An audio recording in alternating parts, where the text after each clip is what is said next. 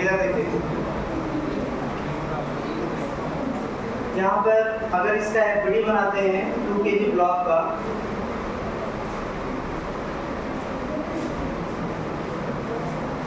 यहाँ से नॉर्मल आ गया 20 न्यूटन और यहाँ से जो एफ मैक्स आएगा वो आ जाएगा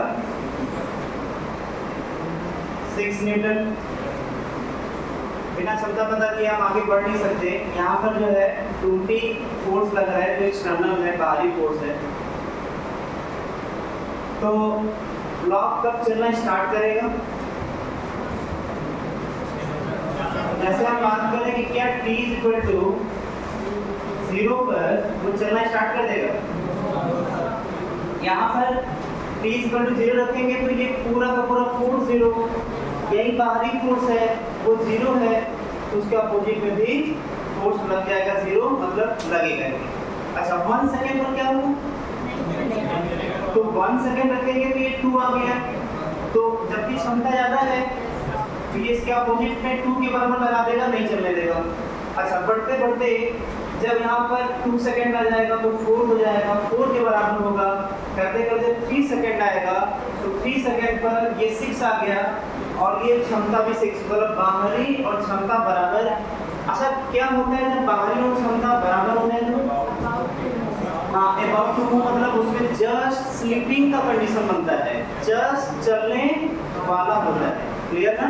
तो यहाँ पर कैसे कंडीशन, कैसे पता करें किस टाइम पर चलने वाला है? तो यहाँ पर जो इसका एक्सटर्नल है मतलब बाहरी है वो बराबर कर देंगे उसकी क्षमता के, जो भी इसका एफ मैक्स होगा, वहाँ से t = 3 सेकेंड आ गया। यहाँ से block just start to move इसी टाइम पर 3 सेकेंड पर। तो यहाँ पर जब इसका इक्वेशन बनाएंगे तो क्या बनेगा?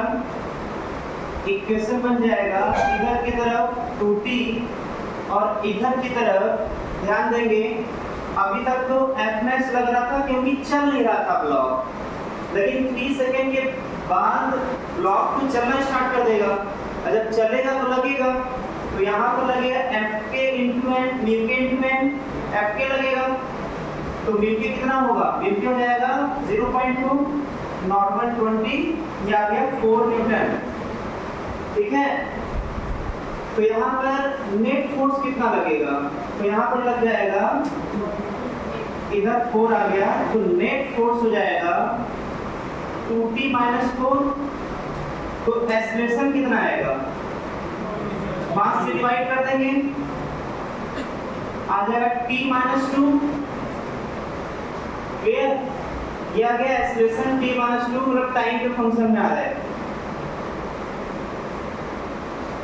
अभी भी गलत होने का चांस हो सकता है। देखिए a ये आया होगा, हो सकता है यहाँ तक करते करते। अच्छा इसको क्या लिखेंगे? अगर वेलोसिटी निकालना है, वेरिएबल है, तो शायद हम दिमाग में यही आएगा, यही आएगा। और dv अच्छा स्टार्टिंग में चलना स्टार्ट किया है तो 0 वेलोसिटी हो जाएगा। कब वेलोसिटी पूछ रहा है? स्टार्टिंग में 0 होगा ना, मतलब चल कहाँ रहा था, इनिशियल वेलोसिटी 0 हो गया लोअर लिमिट में, वेलोसिटी का अपर लिमिट क्या होगा? वही जो 6 सेकंड का क्वेश्चन पूछ रहे वेलोसिटी वो रखेंगे। a का वैल्यू कितना है? t - 2 dt integration. अब यहीं पर लास्ट जो मिस्टेक नहीं किया होगा उसका आंसर आ गया होगा। यहाँ पर जो है p से 6 रखना था। ठीक है, अब हम आंसर तक तो नहीं पूछना चाहेंगे, इसका आंसर आ गया, फिलहाल यहाँ तक कौन सही किया है, यही मेन था। सबका सही है ना? ये देखिए यहाँ पर 0 से 6 किया है क्या? कितने लोगों का ये यहाँ तक आया था, क्योंकि कुछ लोग तो यहाँ पर गलती कर सकते थे, एफ के लगाते हैं। कितने बच्चों का एक्सप्रेशन नहीं आया था भाई साहब?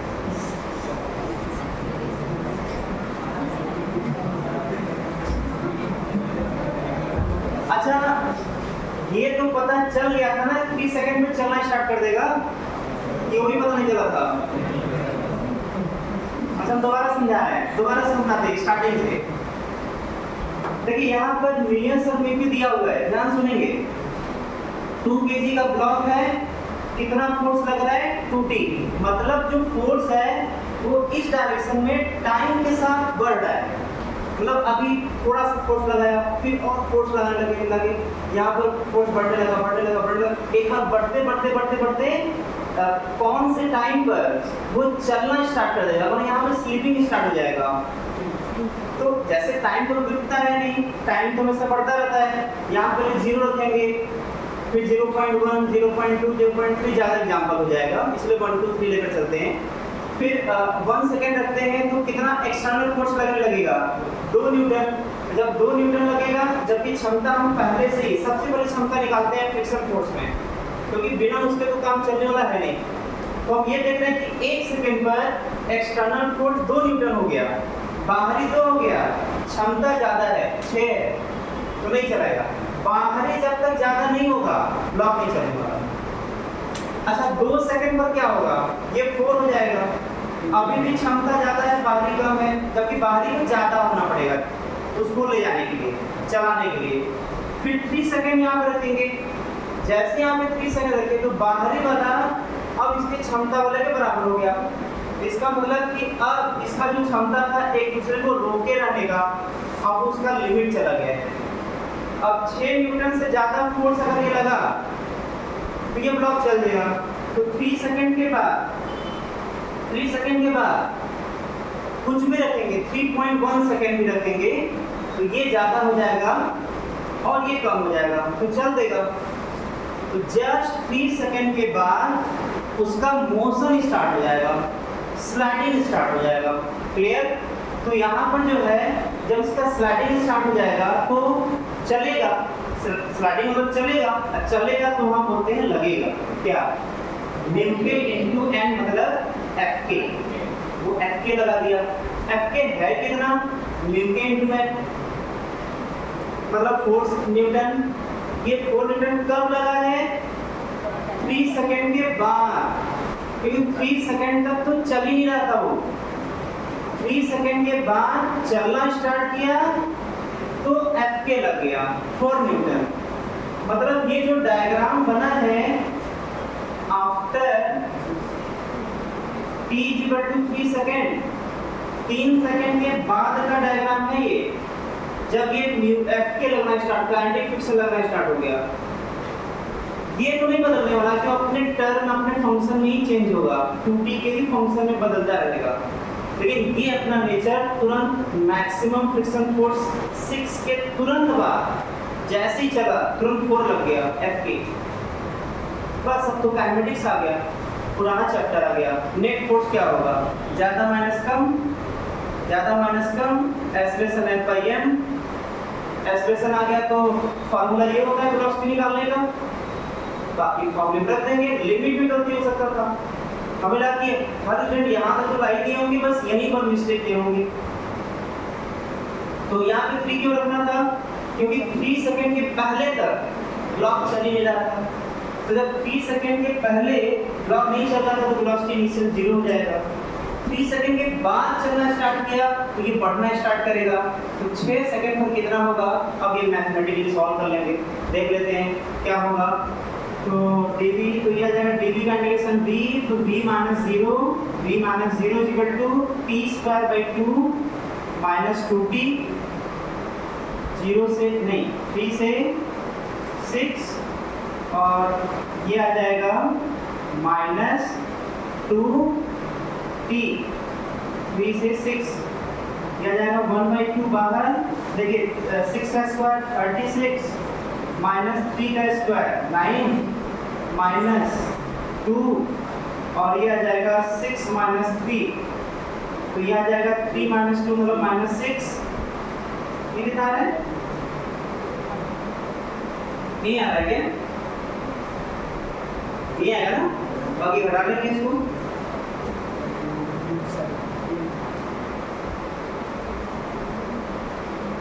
शायद 7.5 मीटर पर सेकंड का कैलकुलेशन अगर कुछ मिस्टेक है तो सुधार लेंगे, बाकी कैलकुलेशन कर लेंगे अगर कुछ जो घटाओ कुछ गड़बड़ी होगा तो। बाकी मेन बेसिक यही था, यहाँ तक हमें समझाना था।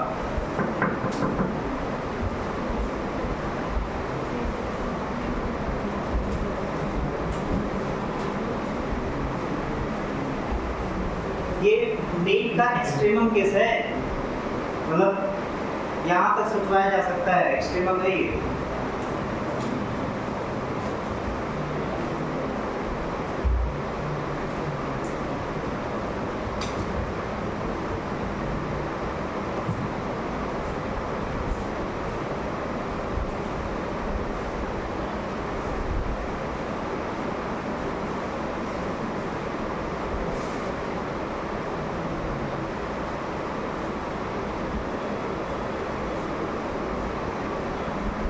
फास्ट नोट करेंगे।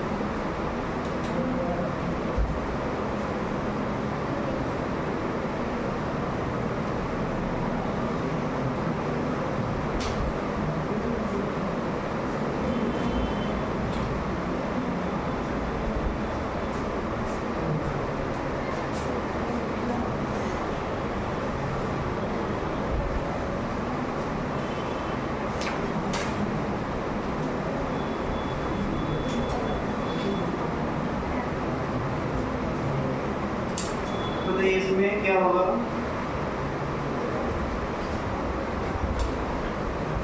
ये वर्टिकल बॉल है, ये बॉल जो है वो वर्टिकल है।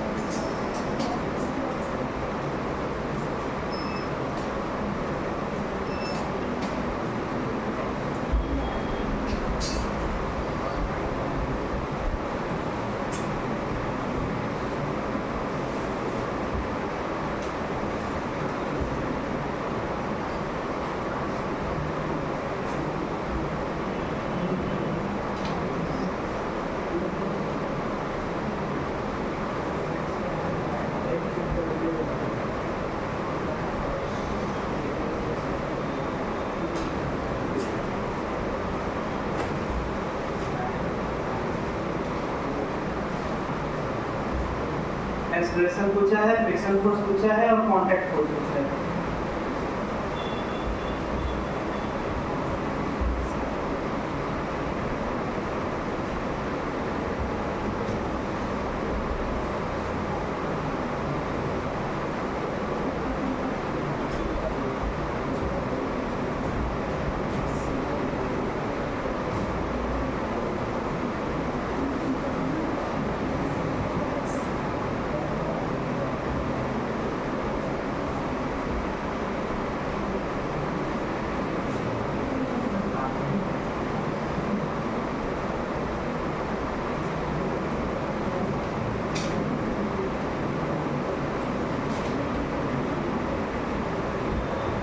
देखा जाए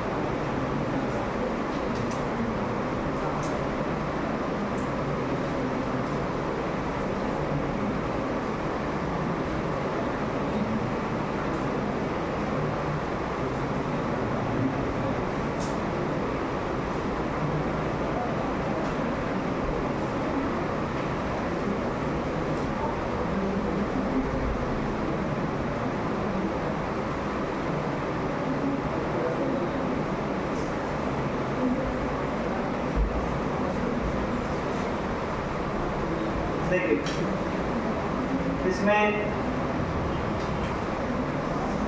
क्या बोल रहे थे, एफबीडी में सभी फोर्स तो दिखाते ही हैं, लेकिन अच्छा एफबीडी में जो जो फोर्स लगा उसको दिखाइए कौन किधर किधर लगेगा। देखिए 100 हो गया और इधर से ये 53 हो गया, एक फोर्स लगा। दूसरा फोर्स इस बॉल के पैरेलल, ये वर्टिकल बॉल है ना, mg नीचे लग जाएगा, 2 फोर्स लग गए। तीसरा कौन सा लगेगा, नॉर्मल फोर्स, वो इधर लग जाएगा। फ्रिक्शन फोर्स के बारे में तो अभी बाद में डिस्कस करेंगे, वो एनालिसिस करने के बाद। अभी और भी कोई फोर्स रह गया है क्या फ्रिक्शन फोर्स को छोड़कर? और कोई फोर्स है क्या इसमें? कंप्लीट हो गया ना। अब देखते हैं इसमें दूसरा स्टेप ये था कि जितने भी फोर्स लग रहे हैं सभी को कांटेक्ट सरफेस ये है बॉल का, उसके पैरेलल तोड़ना और उसके परपेंडिकुलर। तो नॉर्मल और जो वेट है वो तो परपेंडिकुलर और पैरेलल है, लेकिन जो 100 वाला है वो नहीं है, उसका कंपोनेंट तोड़ेंगे। तो जो इसका एरो इधर है उसका जो दो कंपोनेंट टूटेगा, एक कंपोनेंट का डायरेक्शन ऐसे आएगा, जो एरो ऐसे है उसका एक कंपोनेंट का डायरेक्शन ऐसे आएगा और एक कंपोनेंट का डायरेक्शन ऐसे आएगा। डायरेक्शन भी ध्यान देना है, डायरेक्शन को भी ध्यान देना है। जैसे इधर की तरफ फोर्स है तो उसका दो कंपोनेंट, एक इधर और दूसरा एरो उसका नहीं बदलेगा, उसी डायरेक्शन में आएगा। तो ये कितना हो जाएगा, ये आ जाएगा 100 sin 53, जिसका वैल्यू 0.8 होता है, ये आ जाएगा 80। और जो इस डायरेक्शन में लगेगा, इस डायरेक्शन में ऊपर की तरफ, वो आ जाएगा 100 cos 53, ये आ जाएगा 0.660। क्लियर? अब इसमें कई सारे फोर्स टूट रहे हैं तो थोड़ा कंफ्यूजन हो सकता है, इसको अलग से बना लेते हैं। देखिए इसमें नॉर्मल इधर है, इधर की तरफ 80 है। ये जो 80 न्यूटन का फोर्स लग रहा है इसको इस पार भी एरो बढ़ाकर दिखाया जा सकता है, इस पार को इस पार भी दिखाया जा सकता है, ऐसे कोई गलती नहीं इसमें। और 20 नीचे लग गया और एक ये ऊपर है, इसको ऐसे ऊपर की तरफ भी दिखाया जा सकता है, ऊपर ऐसे एरो बढ़ा करके 60 वाले को। अब देखिए इसमें क्षमता कैसे पता चलेगा, जो उसका F max है, maximum static friction force normal से। अच्छा ये इधर की तरफ नहीं चल रहा है तो यहाँ पर बैलेंस कर सकते हैं, n = 80 और इससे आ जाएगा F max µs × n, µs का वैल्यू 0.2, n का वैल्यू 80, ये कितना आ जाएगा 16 न्यूटन। ये क्या आ गया, उसका F max है, मतलब उसका क्षमता है। बाहरी कितना होगा, बाहरी कैसे पहचानते हैं, जो कॉन्टैक्ट सरफेस के पैरेलल फोर्स लगता है उसको बाहरी बोलते हैं। तो यहाँ पर पैरेलल में ये और ये दोनों लग रहे हैं। अच्छा इन दोनों में जो ज्यादा होगा, ज्यादा में सबका हम घटा देंगे, तो जो F एक्सटर्नल आएगा, F एक्सटर्नल वो हो जाएगा 60 - 20, मतलब 40 न्यूटन। ये क्या कहलाएगा, बाहरी। बाहरी ज्यादा होगा तभी चला पाएगा। तो क्या इसमें बाहरी ज्यादा है क्या, क्षमता 16 है, बाहरी 40 है, मतलब ये ज्यादा है। बाहरी ज्यादा होता है तो चला लेता है, जब चलेगा तो लगेगा, फिर यहाँ पर लग जाएगा काइनेटिक फ्रिक्शन। तो यहाँ पर फाइनली इसका क्या बनेगा डायग्राम, जैसे 2 kg ब्लॉक है तो ये जो 40 आ रहा है वो ऊपर की तरफ आएगा, तो इधर चलाना चाहेगा तो काइनेटिक फ्रिक्शन पीछे लग जाएगा F के, और वो कितना होगा, तो F के हो जाएगा, यहाँ से निकाल लेते हैं, F के = μk × n, मतलब ये आ जाएगा 0.15 इंटू नॉर्मल कितना 80, कितना आ रहा है ये 12। अब देखिए यहाँ पे पैरेलल में दो फोर्स लग गया, तो नेट फोर्स कितना आ जाएगा, तो 40 में से 12 घटा देंगे, कितना जाएगा 28। एक्सेलरेशन कितना आएगा, force by mass, 28 by mass कितना होगा 2, आ जाएगा 14 मीटर/सेकंड²। कितने बच्चों का एक्सेलरेशन आया था, एक्सेलरेशन कितने बच्चों का आया था, ठीक।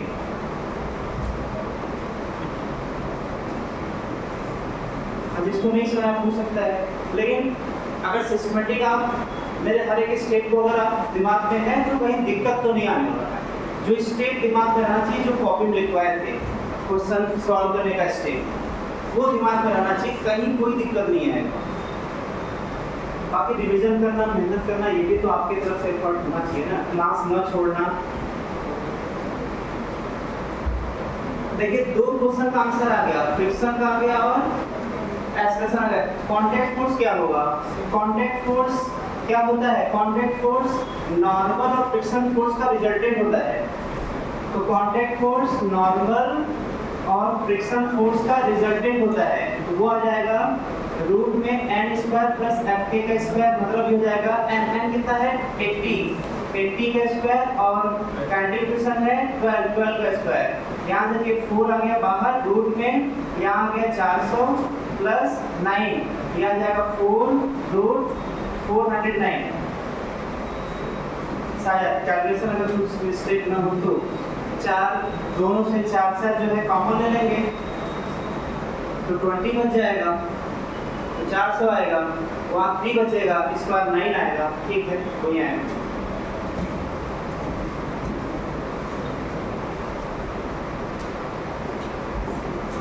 ये लास्ट वाला सॉल्यूशन है, ये एक में मिलाएंगे नहीं सर।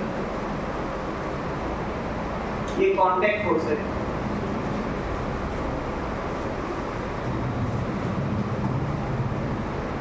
कांटेक्ट फोर्स लास्ट में।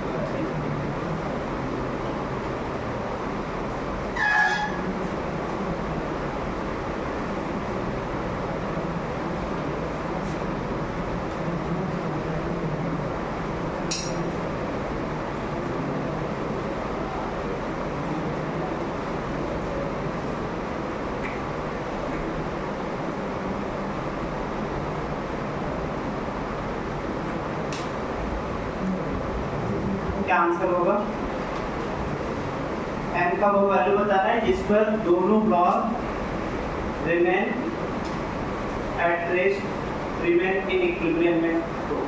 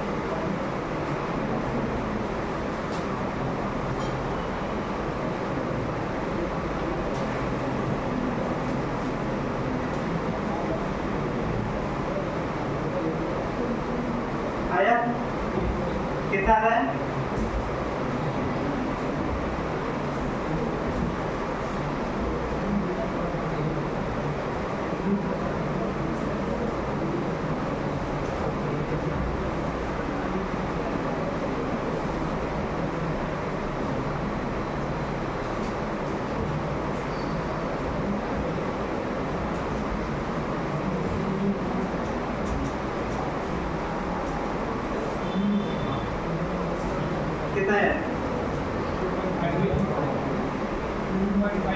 2.5 kg। यानी इसका आंसर तो इनफाइनाइट आएगा, इसका आंसर तो इनफाइनाइट आएगा ना।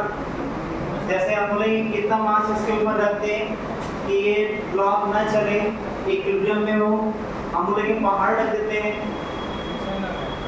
हाँ तब भी तो फिक्स वाला तभी तो बोल रहा है। देख लेते हैं,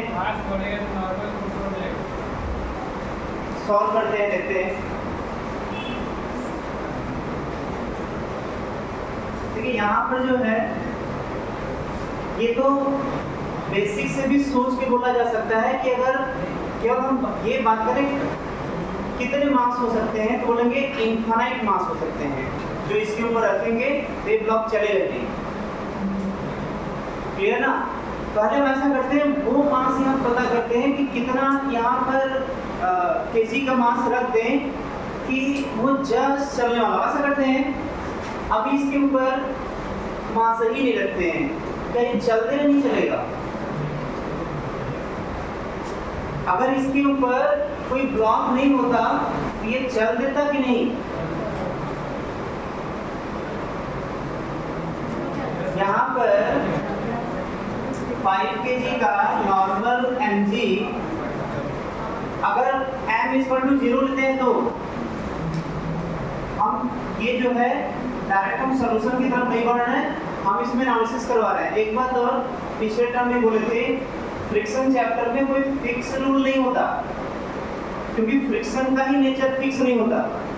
स्टैटिक फ्रिक्शन अपने आप को एडजस्ट करने के लिए, स्लिपिंग से रोकने के लिए अपने वैल्यू को वेरी कराता रहता है, इसलिए कोई रूल यहाँ फिक्स नहीं चलने वाला, यहाँ पर कोई नियम फिक्स नहीं चलने वाला। हमें एनालिसिस करना ही पड़ेगा, एक एक करके, एक एक पॉइंट पर सोचना पड़ेगा, एनालिसिस करना पड़ेगा।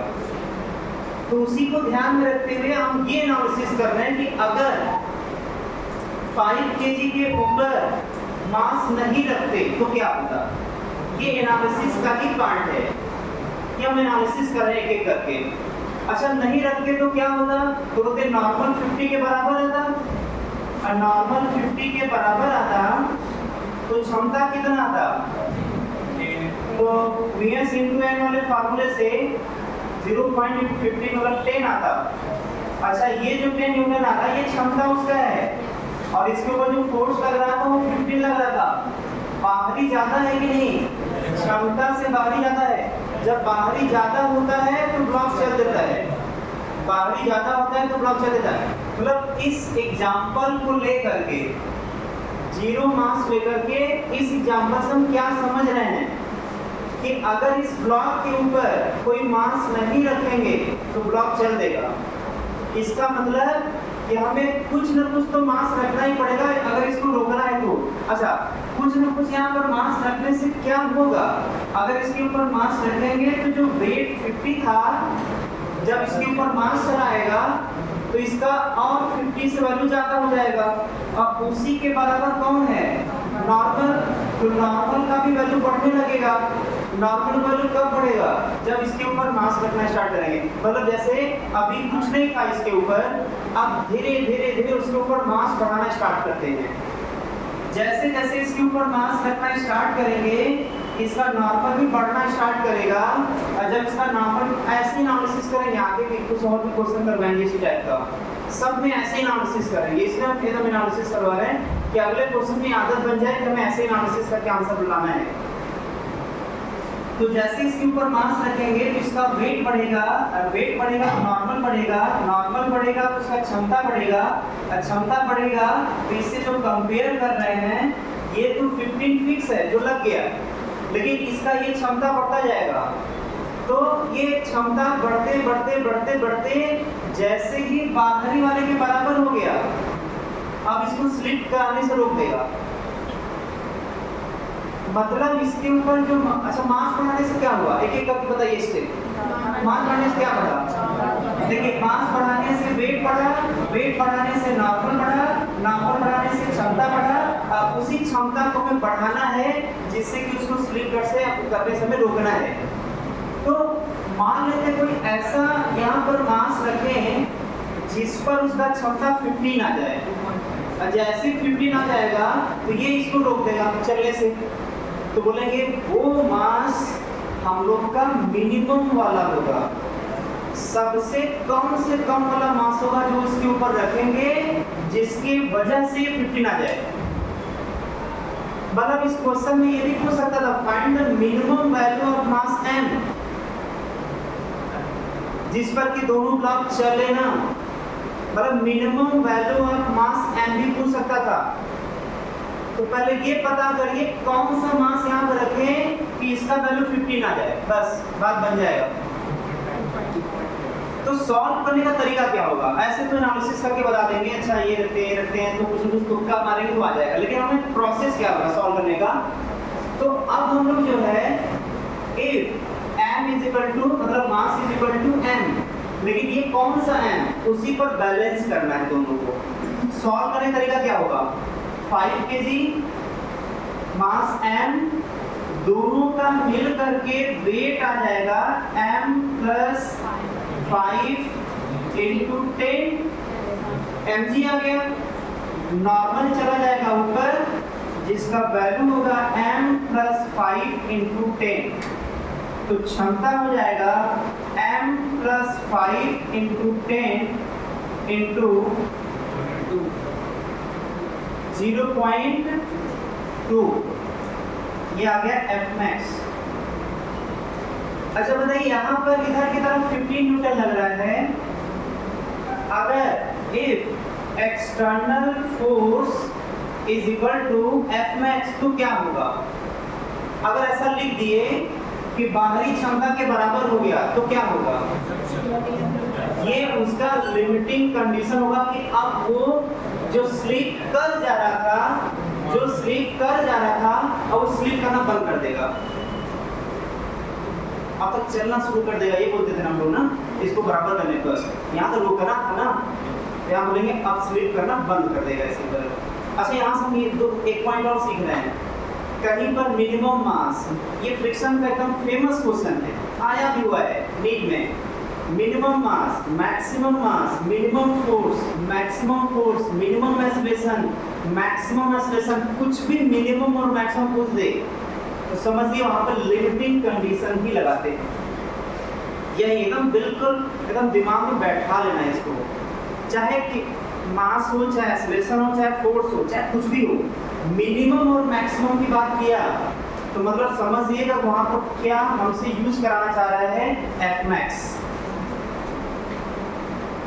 क्लियर ना? ये मतलब लिखना हो तो एक लाइन में लिख भी सकते हैं क्योंकि हर जगह ये काम आएगा। कहीं पर भी मिनिमा या मैक्सिमा की बात कर दे, चाहे minimum mass, maximum mass, minimum force, maximum force, minimum acceleration, maximum acceleration, कुछ भी मिनिमम या मैक्सिमम बोल दे मतलब वहां पर हमारा लिमिटिंग या मैक्सिमम स्टैटिक फ्रिक्शन फोर्स लगता है।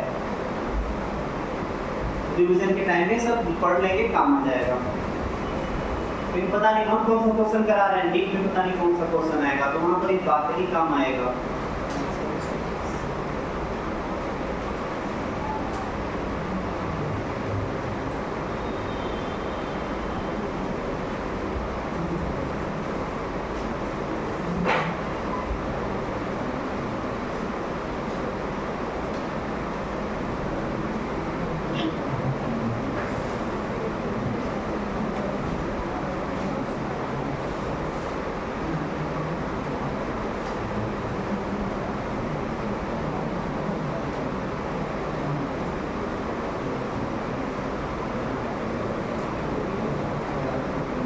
हो गया। If F max equal to F external, बाहरी क्षमता बराबर, then God just stop slipping, वो अब जस्ट अपना स्लिपिंग स्टॉप करेगा, बंद करेगा, और उस केस में क्या आ जाएगा, F max equal to हम लोग निकाल चुके हैं 0.2 into m plus 5 into 10 is equal to 15। बाकी मैथ्स है, आप लोग सॉल्व कर लीजिएगा। ये आ जाएगा 7.5 minus 5 मतलब 2.5 kg। बाकी कैलकुलेशन है, कैलकुलेशन कर लीजिएगा, लेकिन आंसर क्या होगा वो भी लिख लीजिएगा। इसका आंसर होगा n is greater than or equal to 2.5 kg। 2.5 kg से ज्यादा कुछ भी